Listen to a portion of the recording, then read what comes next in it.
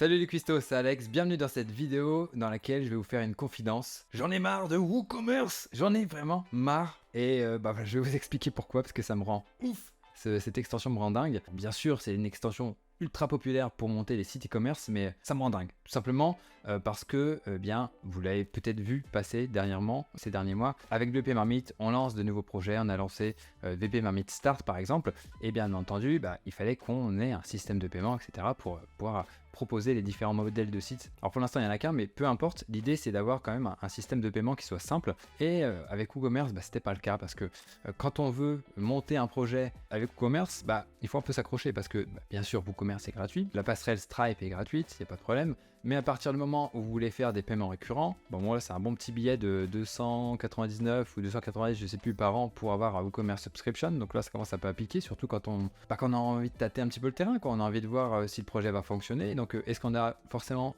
envie de beaucoup investir en amont? Pas forcément. Alors après, c'est vrai que j'ai cherché des alternatives. Il existe Surecart, que vous connaissez peut-être. Je l'ai même utilisé pour un autre projet qui s'appelle WP Turbo, parce que je ne vais déjà pas le faire avec WooCommerce à ce moment-là. En refaisant, j'ai un petit peu été déçu. Alors c'est vrai que Surecart a un modèle un peu plus intéressant que WooCommerce parce qu'il y a plein de choses qui sont gratuites directement à l'intérieur. Ce que j'aime moins, c'est que c'est un modèle un petit peu hybride. C'est pas vraiment un plugin WordPress totalement indépendant que vous allez pouvoir installer sur votre site et que voilà, après vous en faites ce que vous voulez. C'est un modèle un petit peu à la Shopify où il y a vraiment quand même un serveur central et qui est connecté avec ce plugin là. Et ça, voilà, j'aime moyen. Donc je voulais pas trop partir là-dessus non plus.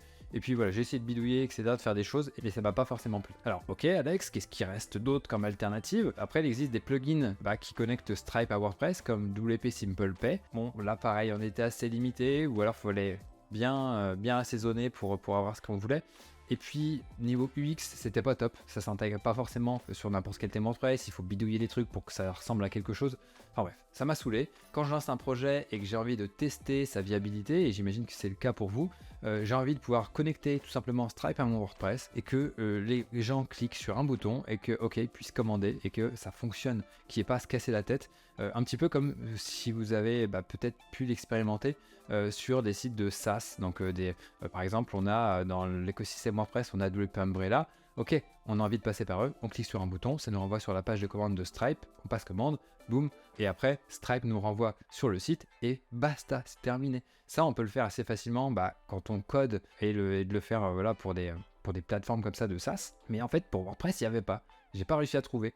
Et donc, je me suis dit, ok Alex, c'est peut-être une opportunité, on va peut-être trouver quelque chose, et du coup, en fait, t'as déjà besoin de cet outil-là, donc développons-le, allons-y, pour ceux qui ont la ref, et donc en fait, on s'est lancé là-dedans, et c'est ce que je tiens à vous présenter aujourd'hui, et ça s'appelle WP Marmite Pay. Et WP Marmite Pay, en fait, c'est pas un plugin e-commerce comme les autres. Le but, c'est pas de concurrencer vraiment WooCommerce ou de Surecart, qui sont vraiment des plugins e-commerce.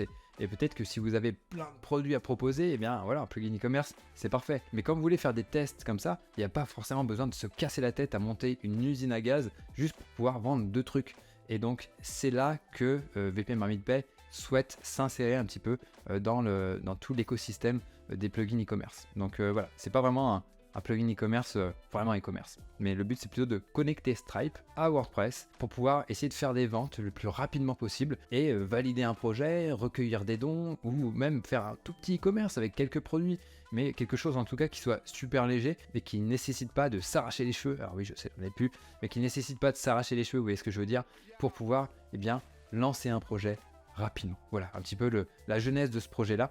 Et donc, ce que je souhaite vous montrer aujourd'hui, c'est rapidement ce que ça fait. Je vais faire une petite démonstration. Alors, même s'il s'agit encore d'une version qui n'est pas la version finale qui sera proposée le jour du lancement, parce que bien entendu, je tourne cette vidéo un petit peu en avance et tout n'est pas encore finalisé, mais le but, c'est que je vous montre un petit peu comment ça fonctionne et que vous puissiez un petit peu vous projeter et voir si ça peut coller à un projet que vous souhaitez mettre en place ou peut-être pour vos clients.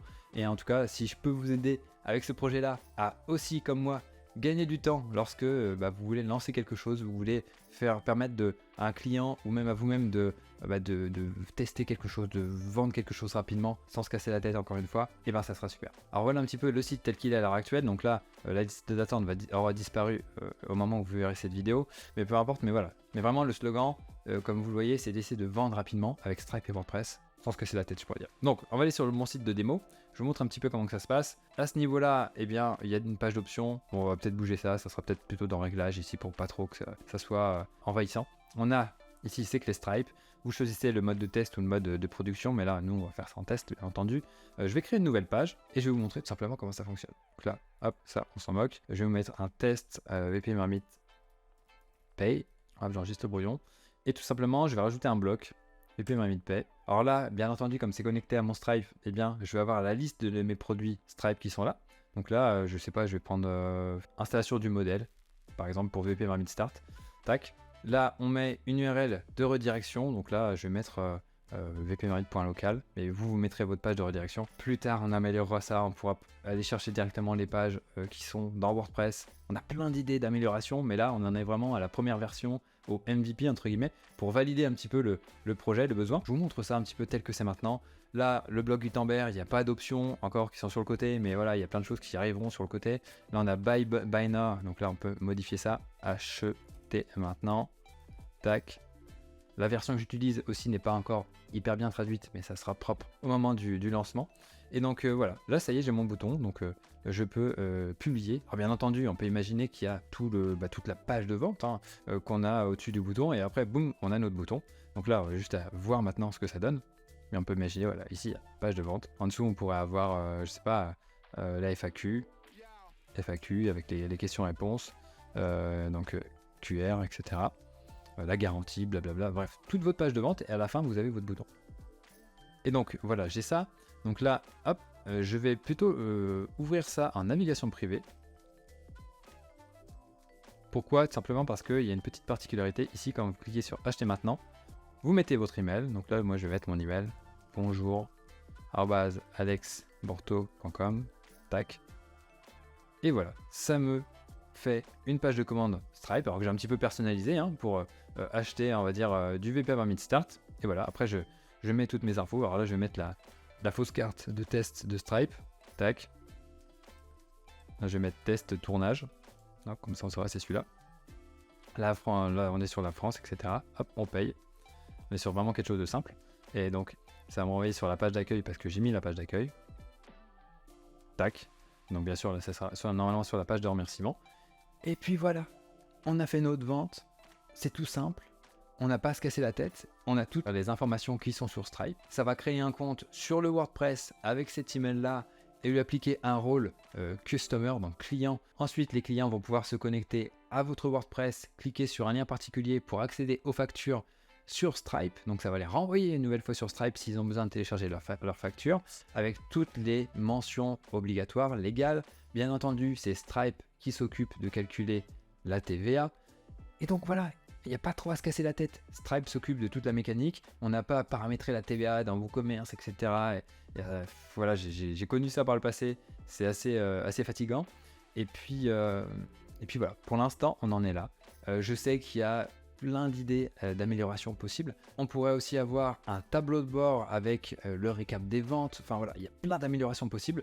En tout cas, nous, on en est qu'au début. Mais je suis vraiment excité comme un petit fou, c'est le cas de le dire, parce que vraiment, se casser la tête avec un WooCommerce pour vendre 2 trucs, ça va bien 5 minutes quoi. Ce que je vous propose, c'est d'aller jeter un œil à WP Marmite Pay sur pay.vpmarmite.com/fr parce qu'on va le faire en français et en anglais. Partagez-moi vos retours, peut-être sous la vidéo, peut-être que si vous procurez la première version, parce qu'il y a une offre spéciale pendant tout le mois de septembre 2024. Donc voilà, je vous encourage à aller jeter un œil. De mon côté, je vais faire en sorte d'installer ça sur VP Marmite Start parce qu'on ne l'a pas encore fait jusqu'à présent. Mais en tout cas, voilà, à chaque fois qu'on va lancer un petit projet comme ça, qu'on a envie de tester quelque chose, eh bien, on pourra se servir de WP Marmite Pay pour éviter de se casser la tête avec du WooCommerce, etc., etc. En tout cas, voilà, la version qui est proposée tout au long du mois de septembre est en illimité, c'est-à-dire que vous pourrez l'installer sur le nombre de boutiques de votre choix. Il n'y aura aucune limite de ce côté-là, tout simplement parce que nous, on en a au début, on a besoin de retour. C'est le cadeau qu'on vous fait en échange de cette offre professionnelle. Donc voilà, si on peut bosser ensemble pour faire en sorte que vos projets et les projets de vos clients puissent être simplifiés, eh bien, ça sera avec grand plaisir.